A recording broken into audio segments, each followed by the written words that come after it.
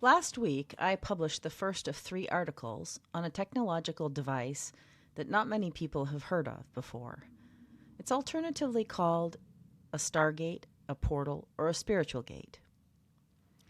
In that article, I explained some of the differences between those 3 terms, but what it boils down to is that each of them are a doorway, or what the Bible calls a window in Genesis.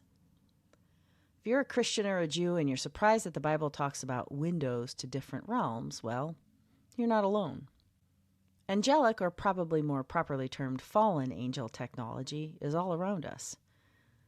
Children who ask ChatGPT if they are fallen angels or demons regularly get the answer, yes. Occultists trade their souls for access to fallen angelic technology.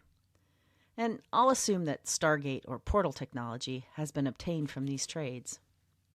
Spiritual gates, God's windows into the realms of heaven and hell, have been around for a lot longer than other portal-style technology, however. The most basic function of a stargate or portal is travel from one location on Earth to another, and one of the earliest known examples of this kind of travel was the Philadelphia experiment, which was a cloaking experiment gone wrong. Instead of invisibility for the Navy ship they were using for the experiment, the U.S. Navy inadvertently created a portal and transported that ship to a different location on Earth. I'm going to read here from a pamphlet I was sent, which doesn't have an author name on it, but might be attributable to Steve Quayle's website. Quote, "The Philadelphia experiment was begun in the early 1930s, and it was based on the concept of the Einstein unified field theory and other work by Nikola Tesla. The concept was to make an invisibility shield, which involved bending light around an object.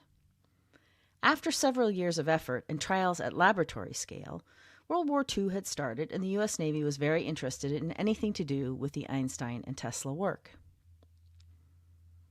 Optical invisibility fields, also known as cloaking, are about creating a field which will steer the photons around the object you are trying to hide so that a person looking at the place where the object is won't see the object.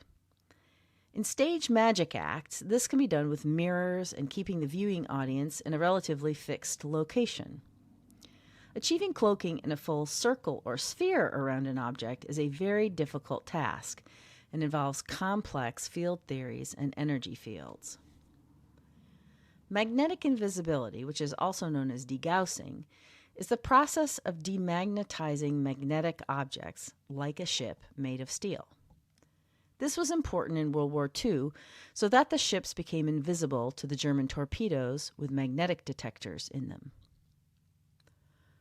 During the Philadelphia experiment, instead of creating the expected invisibility field or cloaking effect, what was created was a portal which had a virtual far end, which means that when the field collapsed, any items at the far end would be pulled back to their starting point with unintended consequences, unquote. So, a portal requires the constant application of energy if the individual or object that goes through the portal is going to return to the same location that they started at.